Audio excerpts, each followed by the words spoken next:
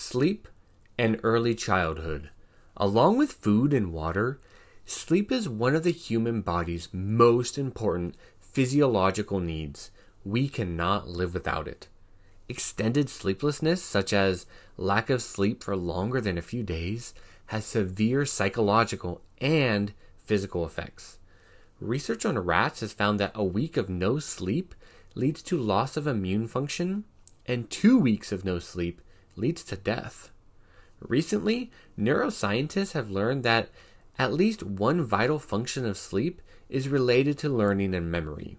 New findings suggest that sleep plays a critical role in flagging and storing important memories, both intellectual and physical, and perhaps in making subtle connections that were invisible during waking hours.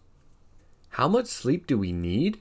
The amount of sleep an individual needs varies depending on multiple factors, including age, physical condition, psychological condition, and energy exertion. Just like any other human characteristic, the amount of sleep people need to function best differs among individuals, even those of the same age and gender. Though there is no magic sleep number, there are general rules for how much sleep certain age groups need. For instance, children need more sleep per day in order to develop and function properly, up to 18 hours for newborn babies, with a declining rate as a child ages. A newborn baby spends almost 9 hours a day in REM sleep. By the age of 5, only slightly over 2 hours is spent in REM. Studies show that young children need about 10 to 11 hours of sleep. Adolescents need between 8.5 and 9.25, and adults generally need between 7 to 9 hours. Sleepwalking, somnambulism.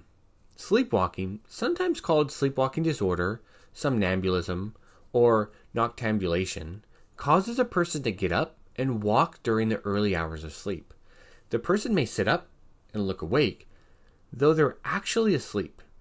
Get up and walk around, move items, or dress or undress themselves.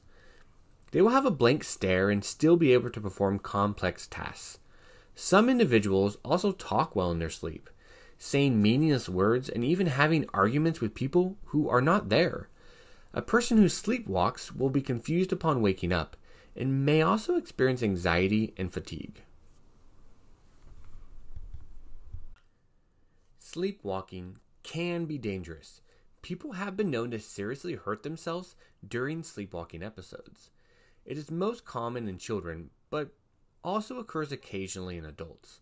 For adults, alcohol, sedatives, medications, medical conditions, and mental disorders are all associated with sleepwalking.